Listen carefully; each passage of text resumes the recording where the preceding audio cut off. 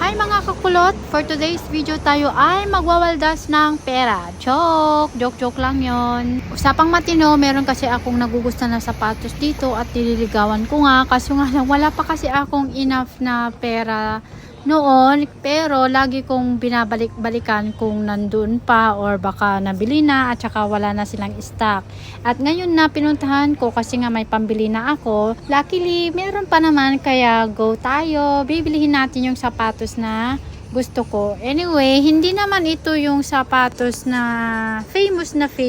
Makapuma lang talaga ako. Ewan ko, kahit noon gustong gusto ko yung sapatos na Puma. So dito sa shop na ito, dito lang yan matatagpon sa may Xungsha 1 Exit C. Nakahilera ito sa may Unchao Shopping Center. Pagkalabas ng shopping center, turn left, tapos hanapin yung shop na free running. At eto na nga yung shoes na gustong gusto ko. Bali, simple lang naman siya, pero gusto ko kasi yung design niya, tapos yung pinaka sole niya. Buti nga meron pa silang stocks kasi 2 months ko na yata ito na binabalik-balikan talaga kung meron pa nga.